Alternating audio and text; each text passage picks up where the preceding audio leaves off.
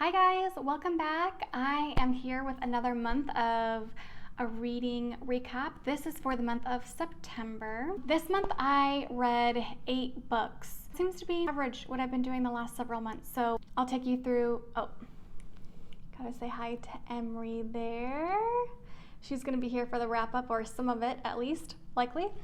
I'm going to take you through the books that I read. I did some audio and some physical books. A lot of them came from the library. I'll do all of that wrap up. Oh, also I wanted to mention, since I'm borrowing some of these from the library, I can only keep them for like 2 weeks or 3 weeks, something like that. So I have been recording reviews of that specific book as I have read it so I can return it. So I will input that footage as I have done those. The first book that I started off the month of September with was actually an audiobook. It's called The Go-Giver, a little story about a powerful business idea. This book is about 2 hours or 3 hours, something like that. It's by Burg and John David Mann. They're actually the ones who narrate the book. That's always nice, listening to the authors that wrote the book when they narrate it on audio. This one specifically, it's nonfiction. It highlights 5 specific secrets for success. It is specific to business. It is told in a story form. So this one individual is learning the 5 secrets of success from a mentor and how he's applying them. That was really interesting. It is a true story, so I'm taking you through all of those. I'm gonna squeeze in the other one. They have a marriage version as well, Go-Giver Marriage. This one is also by John David Mann, but it's with his wife, Anna Gabriel Mann. Same type of premise. This one is just about marriage instead of business. Really short. It's told in a story form, walking you through specific individuals and kind of following them along as they're learning specifically about these secrets of marriage. So I didn't score either one of these. Sometimes I tend to not score my nonfiction books. I do have one later that I did score because it was just so good. There's definitely snippets that I was able to take with me from these 2 books. Okay, so my next read for the month of August was Bad Summer People. This is Emma Rosenblum's debut novel. It's a little bit on the shorter side. I think it was like 350 pages. Definitely trying to read more summary type books for the month of August to be in the mood, I guess, for summer and just kind of stick with the season. I think this is categorized actually as a mystery because in the first couple pages you learn that someone was found. A body was found, someone was potentially murdered. That is actually in the prologue. You just find it out in the first couple pages. And then throughout the rest of the book, you are essentially learning a little bit about what has happened before all of that. And then at the end, it talks again about that body that was found. It is not a mystery or anything like that. You're not trying to piece anything together. You are following, I don't know, maybe a dozen different people throughout this book. The whole entire thing was written in 3rd person. And you're following along these people as they vacation in their summer home on Fire Island. And you're learning about these couples and how interesting their life is. This is a book full of gossip about one couple to another couple, or the ladies talking about different ladies, and wives cheating on their husbands, and all kinds of stuff. It just is packed with all different types of gossip that you would want to know. And because of that, it is a little bit hard to follow because you're following so many different people. It was interesting enough. I did want to follow, like, what's going to happen next, or who did this, or are they going to find out? Whatever happened with that body that was mentioned in the first couple pages and then never mentioned again. So it did wrap up nicely. You got the answers that you were looking for. Like I said, it was 3rd person. That was new. So you were not really hearing someone's inner thoughts or dialogue. You were kind of following them along. This book had a lot of details, so much so that if I were to reread it, I think that I could map out this little town that they were in. They told you what streets intersected, and when someone was on a certain street, they turned right on that street, and then right on this street. Overall, I think that if you had binged this book, maybe read it in 1 or 2 days, really kept up on top of the various characters and who was doing what, and like I said, you're following so many people around, it probably would have been a lot easier to stay in tune with what was going on to who, and just taking so much time to read it and stepping away. Yeah, I would recommend it if you're into like the gossipy type and you just kind of want to get away from whatever you're dealing with and listen or read about some people that have a lot going on and their juicy details and secrets.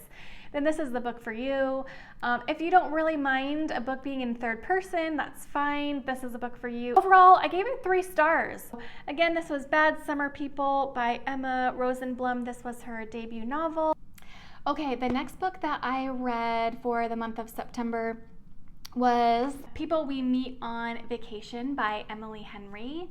This was such a good book. This is actually the one out of all 8 books that I own, and I am so happy that I own this book because I absolutely adored it. This takes you through trips that these 2 individuals take. We have Poppy and Alex. They met in college. They're complete opposites of each other. Poppy likes to live in a free spirit way, and Alex is very methodical. Their style in clothing is completely different. Their musical preferences are completely different. They push each other out of their comfort zones. It's a really cool friendship to learn a little bit about. Specifically, this book is the vacations that they take with each other. I think 10 years or 13 years, something like that, they have been taking one vacation, a week-long vacation together with each other, and you are learning a little bit about those vacations. So the way that this is set up, it goes back and forth. You learn about the vacation from 13 years ago, and then it cuts to this vacation. And then you learn about the vacation from 12 years ago, and then it cuts back to this vacation. And it kind of keeps going like that. So you're learning their history at the same time of uncovering a little bit more about the current vacation or the current trip. And the reason why that one is important is because they do have a little bit of a falling out, like 3 summers ago or something like that. And so as you're getting into the book, you're like 80% in before you even figure out what that falling out was. You're just trying to, what happened? How's this gonna end? It was such a good book. I absolutely loved it. This is actually the 3rd book that I have read from Emily Henry now. That was my favorite of the 3 that I've read. I really like her as an author. I absolutely do. This one, no guess. I rated this one 5 stars. I absolutely loved this one. I was really intentional about reading this one in the month of September. It's Arizona. It's still hot outside. I wanted to be able to have a summer read for a summer month. So this one I can definitely say I will be going back to read probably during the summertime, maybe even on a vacation. So I loved this book. I absolutely suggest this one. Okay, I am back with my next couple of books. The next book that I read is The Housemaid's Secret by Freida McFadden. This is the 2nd book that I think I've read from her, and this is the 2nd book in the duology for The Housemaid's Secret. What was the first one called? The Housemaid was the first one. This is where you follow Millie. She is the housemaid, and she's got a unique set of skills that she is able to deliver. You learn all about her and her background and a specific scenario. This 2nd book is a few years later. She's in a situation and you're learning a little bit about her. In this book, she does start cleaning for another couple. You are following her on a relationship that she is having and learning a little bit about that and where she lives. She gets into a predicament, kind of like how you were with the first book. You're really rooting for her and trying to get out of the situation that she's in. This one, so easy to read, such a quick read. I actually gave this one a 4.5. I am loving Freida McFadden and her books.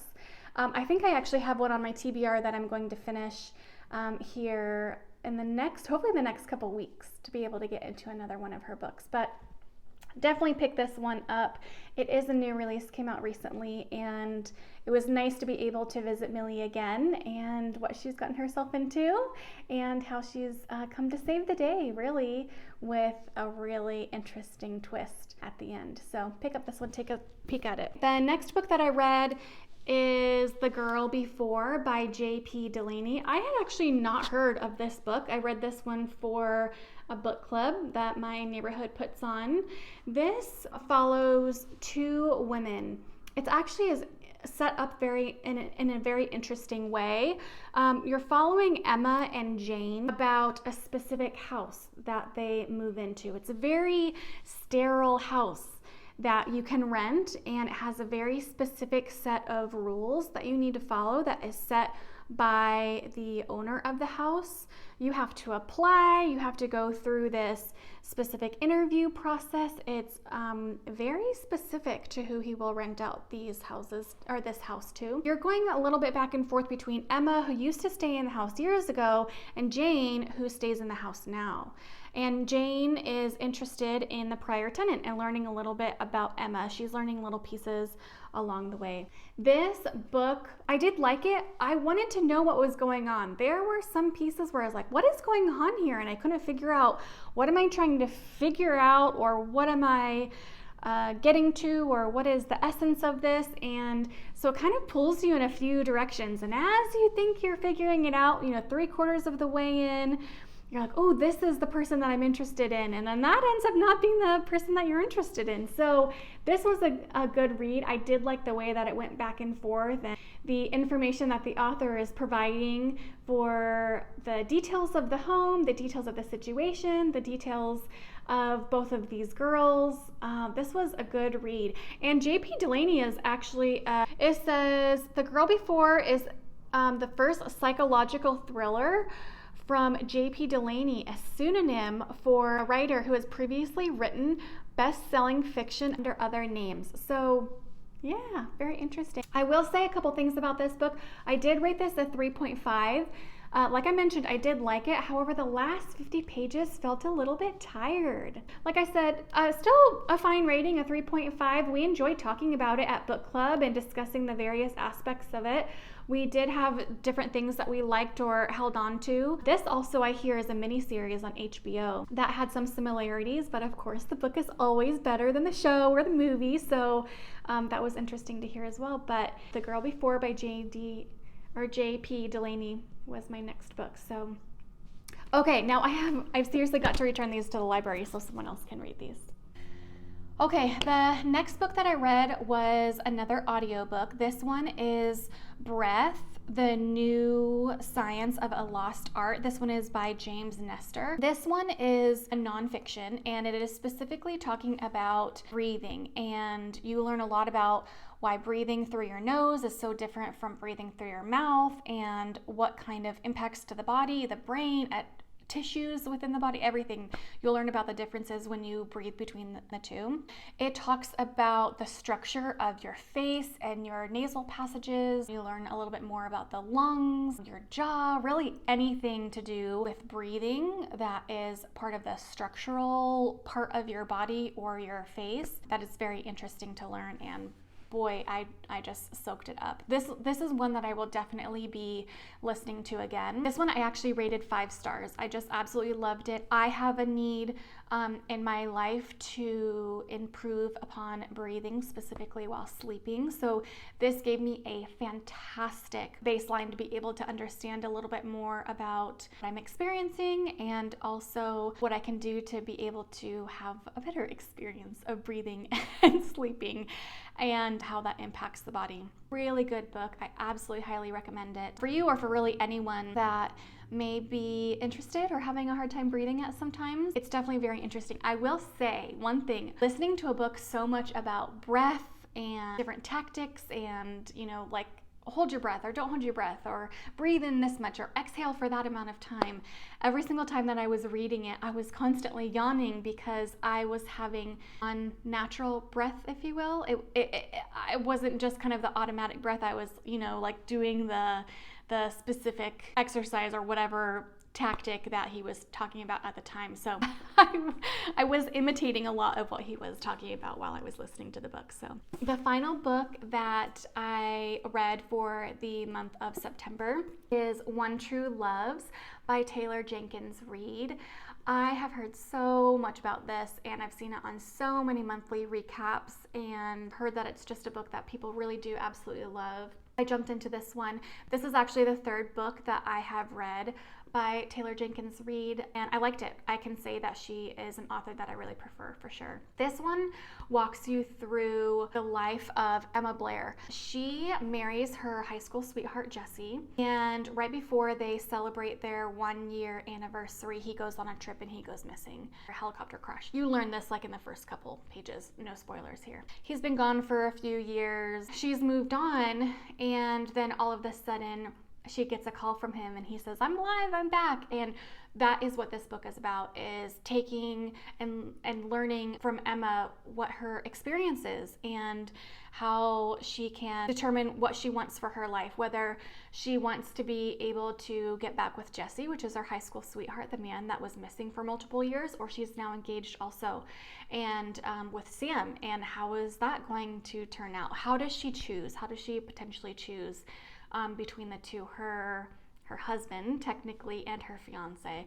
Such a good book, such a good read. This is actually one that I was giving my husband updates along the way, and I was rooting for her husband at one point, and then I was rooting for the fiance at one point, and my husband's like, okay, good to know that if this ever were to happen, that's how it's going to shake out. Really fascinating to be able to get her perspective on it. Of course, it's fiction, and who knows how often something like this would happen, or what factors would come into play here, but you're kind of like, is she still her old life or is she her new life? It's a lot to be able to consume and figure out, and just kind of hear your own thoughts and you naturally insert yourself into that situation. What would I do if something like that happened? Overall, I gave this one 4 stars. I did read this one very quickly. I wanted to know what happened, what's her thought process, what's her decision. And actually, I was looking back, like I said, this was the 3rd book that I had read from Taylor Jenkins Reid, and I rated them all 4 stars. So this one was really great. Again, this is one that I borrowed from the library, so I'll be returning this soon, now that I'm done with it, and moving on to my October reads.